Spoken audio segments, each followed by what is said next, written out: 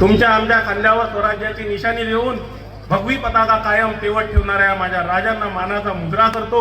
माझ्या आयुष्यात छत्रपती शिवाजी महाराजांच्या विचारांचे काय स्थान आहे किंवा काय प्रेरणा आहे हे अगदी थोडक्यात आपणासमोर मांडतो. वैभव दादा ऐकत होते. दादांनी दुरून एक थंब मला दाखवला बेसलक देण्यासाठी. दादा तुम्हाला सांगतो, मध्यंतरी किंवा आता काही काळापूर्वी चांदूर रेल्वे शहरात नगर परिषदेच्या निवडणुका पार पडल्या. मी एका पक्षात होतो. माझ्या नेत्यासाठी माझं आयुष्य तिथे वेचत होतो.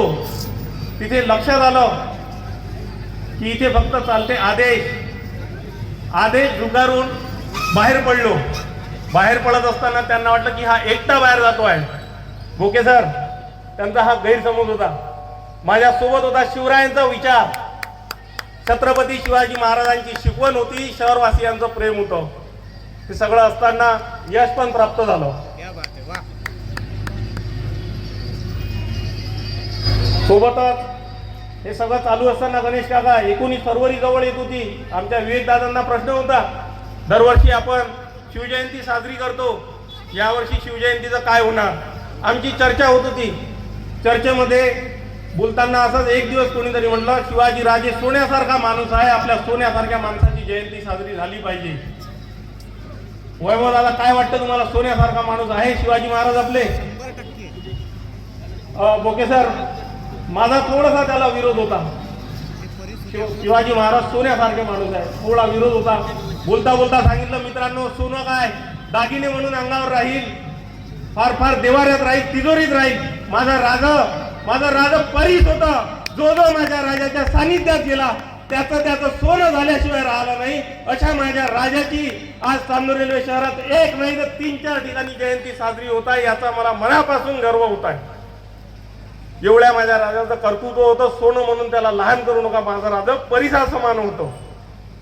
वैभव दादा, इतिहास म्हटलं की समोर उभं राहतं छत्रपती शिवाजी महाराजांचा. इतिहास कसलाही विचार, पण इतिहास म्हटलं की समोर उभं राहतं चित्र आपल्या छत्रपती शिवाजी महाराजांचं.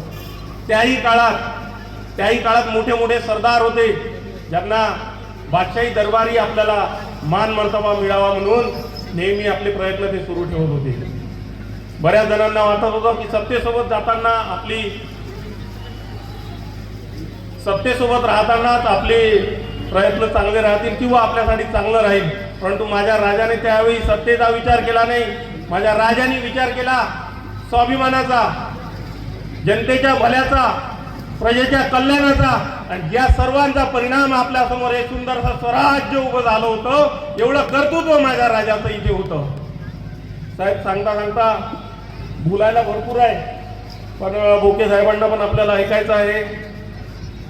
त्याच्यामुळे माझे शब्द आवडते घेतो. पण भोके सर, जाता जाता एक सांगतो,